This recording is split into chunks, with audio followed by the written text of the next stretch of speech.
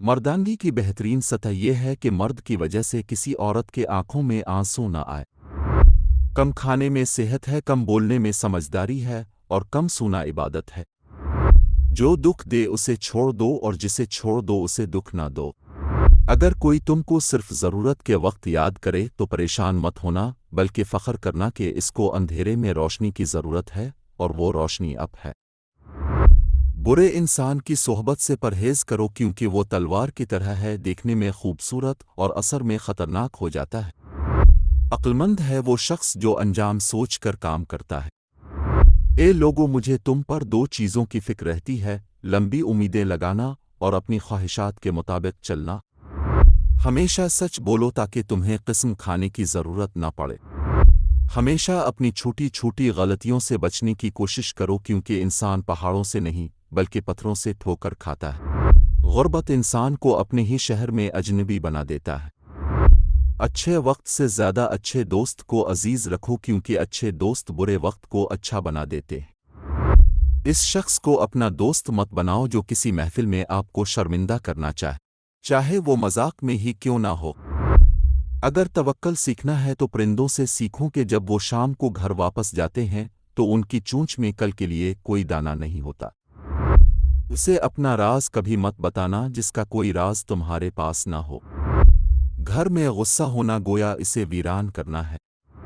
دنیا تمہیں اس وقت تک نہیں ہرا سکتی جب تک تم خود سے نہ ہار جاؤ۔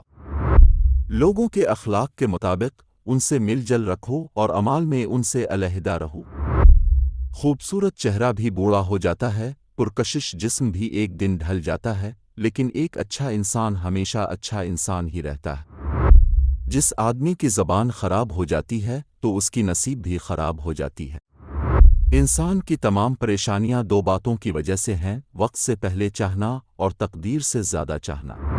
غیبت کرنا کمزور آدمی کی آخری کوشش ہوتی ہے۔ جب تمہاری مشکلات حد سے زیادہ بڑھنے لگے تو سمجھ لو کہ اللہ تعالیٰ تمہیں کوئی بلند مقام دینے والا ہے۔ ہزاروں لوگوں میں اس ایک کو عزیز رکھو جو تمہاری غیر موجودگی میں بھی تمہاری عزت پر کوئی داغ برداشت نہ کرے۔ جو ذرا سی بات پر دوست نہ رہیں سمجھ لو کہ وہ کبھی دوست تھا ہی نہیں۔ جو ظلم کے ذریعے عزت چاہتا ہے اللہ اسے انصاف کے ذریعے ذلیل کرتا ہے۔ عقلمند ہمیشہ غم اور فکر میں مبتلا رہتا ہے۔ کوئی کمزور شخص تمہاری بے عزتی کرے تو اسے بخش دو کہ بہادروں کا کام معاف کرنا ہے۔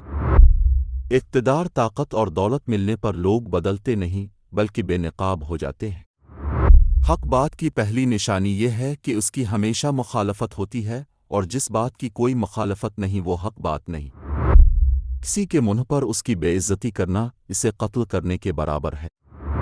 پریشان مت ہوا کریں، ٹھوکر انہیں کو لگتی ہے جنہیں اللہ تعالیٰ تامنا چاہتا ہوں۔ ہر چیز کا ایک پیچ ہوتا ہے اور دشمنی کا بیج مذاق کرنا ہے۔ زبان سے نکلے ہوئے الفاظ جسم کو نہیں بلکہ روح کو زخمی کرتی ہے۔